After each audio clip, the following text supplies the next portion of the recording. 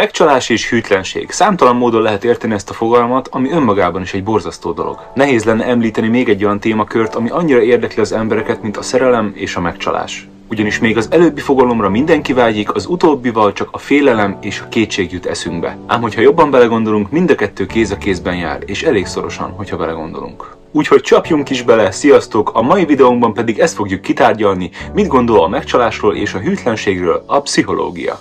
A fantáziálás. Ha a mutatókat nézzük, a kapcsolatok nagy részében egy idő után előjön a megcsalás, ugyanis a megcsalás a kapcsolatokban azon belül is a házasság legalább 5-ében előfordul, nem is gondoltátok volna szerintem. Ám ez a szám az élettársi kapcsolatokban jóval magasabb, nem kevesebb, mint 70%-ot is elképes érni a megcsalások aránya. Ám ez nem minden kapcsolatnál egy kapcsolat végét jelenti, hanem inkább az újrakezdés, valamint az újratervezés felé vezető út első lépéseit. Érzékenyebb embereknél már maga a puszta fantáziálás, illetve a gondolatok jelenthetnek ilyen megcsalással hasonló érzéseket, magáról a pornográf tartalmakról nem is beszélve, de ez lehet egy sima kis flört egy kávézóban, vagy egy kisebb mosoly a személyzet bármelyik tagjára, bármi kiválthatja ezt az érzést, ez egyénenként változik. Ebből is az látható, hogy a megcsalás határvonala mennyire vékony és érzékeny és egy sérülékeny dolog. Sok ember maga a szó hallatán, hogy hűtlenség vagy megcsalás, maga a fizikai kontaktusra koncentrál, mint megcsalás, ugye, hogy mondjuk fizikailag érintkezünk, csókolózunk, nehogy Isten szex is történik, ám egyesek azt mondják egyébként, hogy az érzelmi megcsalás jóval fájóbb és mélyebb sebeket képes okozni akár egy kapcsolatban,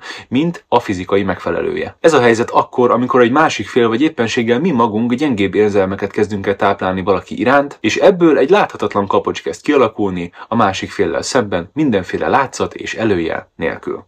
A mikromegcsalások.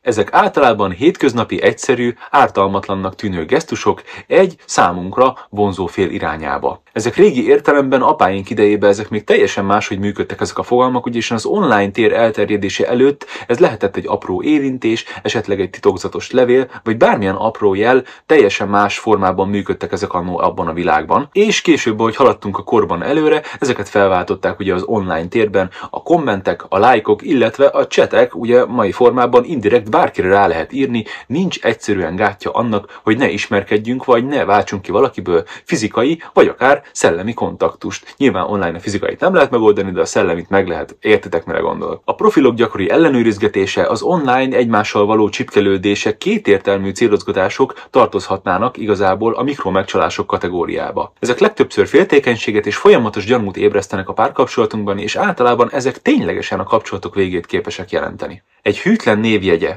Ha belegondolunk, egy ember, akit hűtlenségen kaptak, nagy Isten többször is gyakran meg fogja kapni azokat a vádakat, hogy biztos csak ilyen rossz cselekedetekre képes, és később is ezt tovább fogja folytatni a párkapcsolatai során, mondván kutyából nem lesz szalonna. Ám ez a kérdés, hogy a hűtlen ember mindig hűtlen marad, ez nem egy kijelentés, persze ez később megváltozhat, de bizonyos jelek vannak erre vonatkozóan, nézzük is meg, melyek ezek. Ez lehet például az alacsony önértékelés, valamint negatív érzelmek folyamatos átélése is okozhatja ezt, ez lehet düh, szomorúság vagy esetleg szorongás. Lehetnek elköteleződési problémái, vagy elégedetlen a párkapcsolatával. Ennek lehet még előjele érzelmi labilitás, valamint egy elfogadóbb attitűd a hűtlenség iránt. Tehát ez gyakorlatban annyit jelent, hogy ha valaki nagyon sűrűn a párkapcsolatán belül elutasítja az intimitást, szorong, nem nagyon beszél a párjával, keveset kommunikál, talán lehet esély arra, hogy az a személy valójában egy kicsikét hajlamos a megcsalásra, de ezek persze lehetnek változók, ez is szintén egyénfüggő. Ezek csak apró jelek lehetnek, nem kell szentírásnak venni. Nem feltétlen jelenti azt, hogy ezeket látod a párodon, egyszerűen pofán kell vágni és hazaküldeni a jó anyjába, nem, ezek szubjektív dolgok,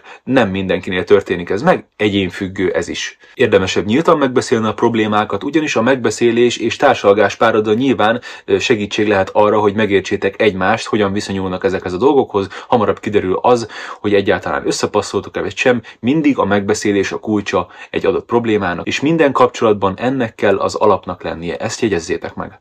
A hűséges emberek. Ma már lassan a csapból is az folyik, hogy minden ember hűtlen, de ám mégis vannak olyan párok, illetve emberek, akik mégis a szebb és fényesebb utat választják, magyarul hűségesek és erről az útról soha nem térnek le. Ezt kiválthatja a kapcsolati elégedettség, valamint egyébként a félelem a magánytól és a párunktól is, ugyanis nagyon sokan élnek úgy párkapcsolatban, hogy egyáltalán nem kívánják már a párjukat, nem kívánnak vele együtt lenni, mégis olyankor a magánytól való félelem és a párunktól való tartás, ne adj Isten fizikai konfrontáció eredményeképpen is, sajnos a párok együtt maradnak. Az indokok lehetnek eltérőek, de abban egyet kell értenünk, hogy maga a hűség egyébként az egymást való elfogadás és szoros kötelék jelképe, a megbecsülés és a kölcsönös tisztelet egymás felé, és ezek azok, amik táplálják a kapcsolatban a hűséget, mint fogalom, semmi más. Ezért folyamatosan tennünk kell, és fenn kell tartanunk az érdeklődést a párunk iránt, valamint fordítva is az érdeklődést magunk iránt, és néha nem árt húzni egy váratlant, néha meglepni párunkat valami kedvességgel, számára neki fontos dologgal.